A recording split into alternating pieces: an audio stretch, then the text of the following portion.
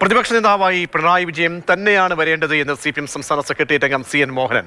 പിണറായിയുടെ ഭാഗത്ത് നിന്നും മറിച്ചൊരു തീരുമാനം ഉണ്ടായാൽ മാത്രമേ ഉള്ളൂ പാർട്ടി അദ്ദേഹത്തെ വേണ്ടെന്ന് തീരുമാനിക്കില്ല എന്നും CN മോഹനൻ മാതൃഭൂമി ന്യൂസിനോട് പറഞ്ഞു.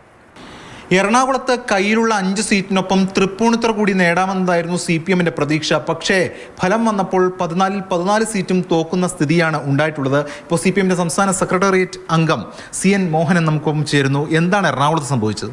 എറണാകുളത്ത് സംഭവിച്ചത് കേരളത്തിലെമ്പാടും സംഭവിച്ചതിൻ്റെ ഭാഗമായിട്ടുള്ള കാര്യം തന്നെയാണ്. എറണാകുളത്ത് നമുക്ക് അപ്രതീക്ഷിതമായിട്ടുള്ള ഒരു പിന്നോട്ടടി ഉണ്ടായെന്നുള്ളതാണ് വസ്തുത.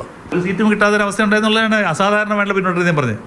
സംസ്ഥാനത്ത് ആകെ എടുക്കുവാണെങ്കിൽ തന്നെ എന്താണ് യഥാർത്ഥത്തിൽ സംഭവിച്ചത്? പാർട്ടി ജനങ്ങളിൽ നിന്ന് അകന്നുപോയി. കേരളത്തിലെ ഗവൺമെൻറ് ഇത് ഇന്ന കാര്യത്തിൽ ഒരു കുറവുണ്ടായി എന്ന് ആർക്കും പറയാൻ പറ്റില്ല. വെറുതെ വെയ്കായി പറയാം, അവ്യക്തമായിട്ടൊക്കെ പറയാം. അതല്ലാണ്ട് പറയാൻ ആരും തയ്യാറില്ല. പിന്നെ എന്തുകൊണ്ട് സംഭവിച്ചു? ഒറ്റ കാര്യം സംഭവിച്ചുള്ളൂ.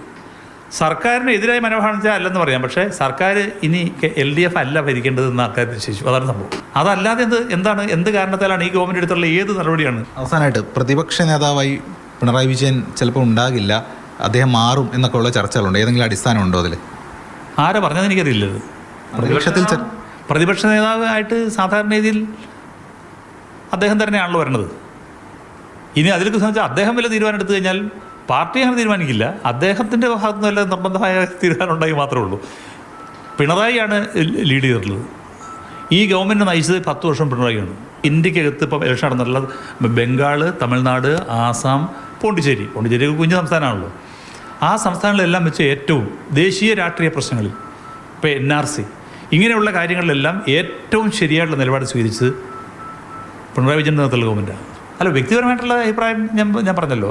സ്വാഭാവികമായിട്ടും അദ്ദേഹം തന്നെയല്ലേ സ്വാഭാവികമായിട്ടും വരേണ്ടത്. ക്യാമറമാൻ മനോജ് മാടശ്ശേരിക്കൊപ്പം S. രാഗിൻ, മാതൃഭൂമി ന്യൂസ്, കൊച്ചി.